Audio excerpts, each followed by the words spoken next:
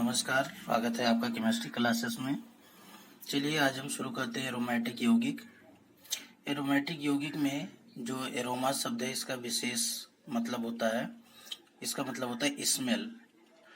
तो इसका जो फंडामेंटल कंपाउंड्स है यानी कि मूल यौगिक है वो है आपका बेंजीन C6H6 और इसमें C6H5 यदि एक हाइड्रोजन परमाणु इस बेंजीन से निकाल दिया जाए तो एल्किल ग्रुप अर्थात इसको हम फेनिल या एरिल कहते हैं। C6H5 को फेनिल या एरिल कहते हैं और इस बेंजीन को एरीन या फेन भी कहा जाता है। उसके बाद हम कुछ एरोमेटिक यौगिकों का नाम, उनका संरचना सूत्र, अणुसूत्र लिख दिए हैं। ये आपको तैयार करना है, एरोमेटिक यौगिकों का नाम और उनकी संरचना सूत्र, ये सब आप देख सकते हैं और इनका नाम, संरचना सूत्र याद रखिएगा। चलिए अब हम आपको बताते हैं मूल एरोमेटिक यौगिकों में ओपी डायरेक्टिव ग्रुप क्या होते हैं और मेटा डायरेक्टिव ग्रुप क्या होते हैं।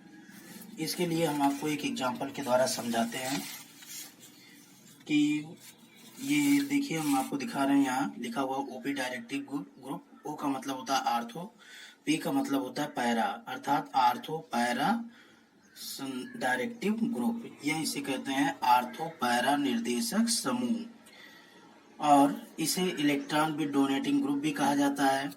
दूसरा होता है मेटा डायरेक्टिव ग्रुप या एम डायरेक्टिव ग्रुप या मेटा निर्देशक समूह, और electron bit drawing group. Draw मतलब होता है खींचना, निकालना, डोनेट का मतलब देना। तो इसको हम एग्जाम्पल के माध्यम से समझते हैं, जैसे ये सब एग्जाम्पल है इलेक्ट्रॉन बिट ड्राइंग ग्रुप के, इलेक्ट्रॉन बिट डोनेटिंग ग्रुप के ओपी डायरेक्टिव, ये सब के सब ओपी डायरेक्टिव है। अर्थात अगर ये ग्रुप बेंजीन में जुड़े हैं तो उनका जो उत्पाद बनेगा हमेशा दो उत्पाद बनेगा, एक उत्पाद बनेगा आर्थो और दूसरा पैरा। कहने का मतलब क्या हुआ कि अगर बेंजीन रिंग से ये समूह जुड़े हुए हैं तो उनके हमेशा दो उत्पाद बनते हैं, एक आर्थो बनता है और एक पैरा बनता है, और इन समूहों को हम कहते हैं इलेक्ट्रॉन बिट डोनेटिंग ग्रुप। और ऐसे समूह देखिए जैसे कार्बोक्सिलिक है, साइनाइड है, एमाइड है, एसिड हैलाइड है, एल्डिहाइड है, ये सब मेटा डायरेक्टिव है और इनके हमेशा एक प्रोडक्ट बनते हैं अर्थात मेटा उत्पाद बनता है। चलिए समझते हैं क्या होता है। देखिए जैसे हम एक एग्जांपल ले लें टॉलुएन का, ये आपका बेंजीन रिंग है, इससे CH3 जुड़ा हुआ है, एक कार्बन 3 हाइड्रोजन। तो अब इस कार्बन की स्थिति हम देखते हैं। इस कार्बन की विद्युत ऋणात्मकता होती है 2.4 और हाइड्रोजन की होती है 2.1। कहने का मतलब कार्बन की विद्युत ऋणात्मकता हाइड्रोजन की विद्युत ऋणात्मकता से अधिक है। तो ये जो बॉन्ड पेयर है ये कार्बन की तरफ खींचेगा और ये वाला बॉन्ड पेयर भी कार्बन की तरफ, ये वाला बॉन्ड पेयर भी कार्बन की तरफ। कहने का मतलब इस कार्बन पर इलेक्ट्रॉन घनत्व अधिक हो जाएगा, और जब इस कार्बन पर इलेक्ट्रॉन घनत्व अधिक हो जाएगा तो ये बेंजीन रिंग को इलेक्ट्रॉन देने की प्रवृत्ति रखता है। अर्थात ऐसे ग्रुप को ही हम इलेक्ट्रॉन बिट डोनेटिंग ग्रुप कहते हैं। कहने का मतलब क्या हुआ कि ऐसे ग्रुप या ऐसे परमाणु जो बेंजीन रिंग को इलेक्ट्रॉन देने का कार्य करते हैं इलेक्ट्रॉन बिट डोनेटिंग ग्रुप कहलाते हैं। ऐसे परमाणु या ऐसे समूह जो बेंजीन रिंग को इलेक्ट्रॉन देने का कार्य करते हैं इलेक्ट्रॉन बिट डोनेटिंग ग्रुप कहलाते हैं, और ऐसे यौगिकों के उत्पाद हमेशा ओपी डायरेक्टिव होते हैं। मेटा डायरेक्टिव किसे कहते हैं? एक एग्जांपल ले लें नाइट्रोबेंजीन का।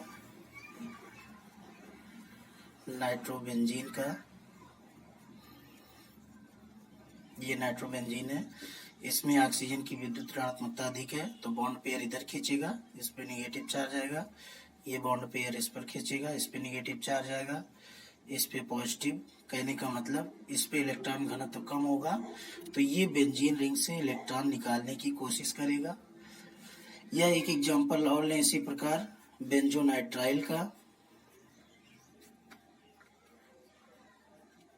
ये देखिए नाइट्रोजन की विद्युत ऋणात्मकता अधिक है तो ये बॉन्ड पेयर इधर खींचेगा, इस पे पॉजिटिव चार्ज आएगा, इस पे नेगेटिव चार्ज आएगा, तो ये बेंजीन रिंग से इलेक्ट्रॉन निकालने की प्रवृत्ति रखेगा। कहने का मतलब है कि ऐसे परमाणु या समूह जो बेंजीन रिंग से इलेक्ट्रॉन निकालने का कार्य करते हैं वो मेटा डायरेक्टिव होते हैं। कहने का मतलब उनके हमेशा एक उत्पाद बनते हैं। ये दोनों है आपके ओपी डायरेक्टिव और मेटा डायरेक्टिव। अब देखिए एरोमेटिक यौगिकों की सामान्य अभिक्रियाएं, ऐसे कौन कौन से अभिक्रियाएं हैं जो सभी एरोमेटिक यौगिक देते हैं, ये सामान्य अभिक्रियाएं हैं। देखिए इसमें बेंजीन रिंग में 3 पाई बंद होता है, तो 3 पाई बंद होने के कारण बेंजीन रिंग जो होता है अनसेचुरेटेड होता है, असंतृप्त होता है, जिसके कारण ये रिजोनेंस स्ट्रक्चर दिखाता है। और इसकी कुछ प्रमुख अभिक्रियाएं जो हैं, देखिए पहला है हैलोजनीकरण। हैलोजनीकरण क्या होता है, किसी हैलोजन वाहक जैसे AlCl3 या FeCl3 या कोई भी लुईस अम्ल ले सकते हैं की उपस्थिति में हैलोजन के साथ बेंजीन या उसके व्युत्पन्न की क्रिया कराने पर हैलोजन व्युत्पन्न प्राप्त होते हैं। जैसे अब देखिए Cl2 है, FeCl3 से सबसे पहले क्रिया करेगा तो क्लोरीन इलेक्ट्रोफाइल जनरेट होगा और FeCl4- ये बन जाएगा। तो ये इलेक्ट्रोफाइल जो है इस बेंजीन रिंग पर अटैक करेगा और यहाँ से इसको H+ अपना चार्ज देके H+ के रूप में हाइड्रोजन आयन फ्री करेगा और स्वयं इससे जुड़ जाएगा, क्लोरोबेंजीन बन गया।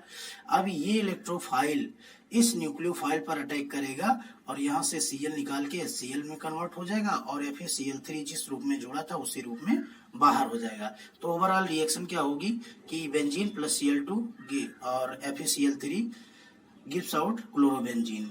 इसी प्रकार तमाम अभिक्रियाएं हम देख सकते हैं, जैसे देख लीजिए टॉलुइन, ये क्या है आपका CH3 को पहचानिए, ये OP डायरेक्टिव है, तो इसका मतलब इसके 2 उत्पाद बनेंगे, एक क्लोरीन जो आर्थो पर जुड़ेगा और दूसरा पैरा पर। देखिए एक क्लोरीन आर्थो पर जुड़ गया, दूसरा पैरा पर, क्यों, क्योंकि ये CH3 आपका क्या है OP डायरेक्टिव है। फिर इसमें देखिए OH आपका क्या है OP डायरेक्टिव है, तो इसमें देखिए एक आर्थो पर जुड़ गया, एक पैरा पर जुड़ गया। CHO क्या है आपका मेटा डायरेक्टिव है, तो ये केवल मेटा पर बनाएगा, ये देखिए मेटा एक प्रोडक्ट बना। अब देखिए और सामान्य अभिक्रिया इसकी क्या क्या है। अब जैसे इसमें एक एग्जांपल और देख लीजिए जाइलिन का, आप CH3 जान रहे हैं OP डायरेक्टिव है तो 2 उत्पाद बनेगा, ये देखिए 2 उत्पाद बन गया। फिर इसके बाद ये मेटाजाइलिन, इसमें भी देखिए बन गया 2,6 डाईमेथिल क्लोरोबेंजीन। फिर अगली अपक्रिया फ्रेडल क्राफ्ट अपक्रिया, देखिए एक अपक्रिया जो थी वो सभी जितने भी एरोमेटिक हैं सब देंगे हैलोजनीकरण। दूसरा फ्रेडल क्राफ्ट अपक्रिया, फ्रेडल क्राफ्ट अपक्रिया क्या होता है, बेंजीन रिंग में एसिल तथा एल्किल आयनों का प्रवेश ही फ्रेडल क्राफ्ट अपक्रिया कहलाता है। निर्जल AlCl3 की उपस्थिति में बेंजीन रिंग में एल्किल या एसिल समूह एल्किल R और एसिल RCO को प्रवेश कराना फ्रेडल क्राफ्ट अपक्रिया कहलाता है। अब जैसे RCl AlCl3 एनहाइड्रस यानी कि निर्जल होगा तो ये R+ बदल जाएगा AlCl4, जैसा कि अभी इसके पहले आप देख चुके हैं। अब देखिए एसिड हैलाइड है ये AlCl3, ये लुईस अम्ल है, RCO+ ये एसिल ग्रुप है और AlCl4- ये बन गया। फिर देखिए ये R+ क्या है इलेक्ट्रोफाइल है, ये अटैक करेगा बेंजीन रिंग पर, बन जाएगा ये H+ निकल जाएगा।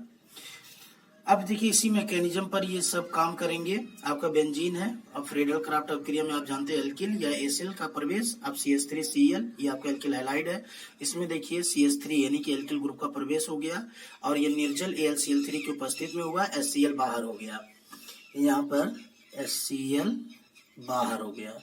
तो ये हो गया फ्रेडल क्राफ्ट अपक्रिया। देखिए CH3 का प्रवेश हो गया बेंजीन में, इसमें भी देखिए CH3 का प्रवेश हो गया बेंजीन रिंग में, तो ये भी फ्रेडल क्राफ्ट अपक्रिया हो गई। और ये देखिए ये OP डायरेक्टिव है, इसलिए इसके 2 उत्पाद बने हैं, आर्थोजाइलिन बना और पैराजाइलिन।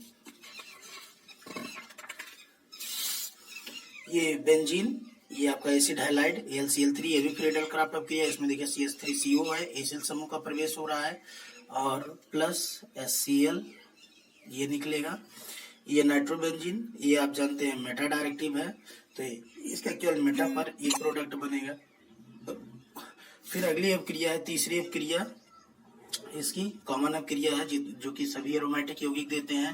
पहला हैलोजनीकरण था, दूसरा फ्रेडल क्राफ्ट था और तीसरा नाइट्रीकरण है। अब नाइट्रीकरण में देखिए क्या है कि बेंजीन है और नाइट्रिक अम्ल 50 से 60 अंश टेम्परेचर लेना पड़ता है और कैटलिस्ट के रूप में H2SO4 लेते हैं तो नाइट्रोबेंजीन बनता है। फिर नाइट्रोबेंजीन को अगर हम इसका नाइट्रीकरण कराएंगे तो मेटा डाइनाइट्रोबेंजीन प्राप्त हो जाता है। मेटा डाइनाइट्रोबेंजीन का अगर फिर हम सधूम्र H2SO4 के साथ गर्म करते हैं तो 1,3,5 ट्राइनाइट्रोबेंजीन बन जाता है।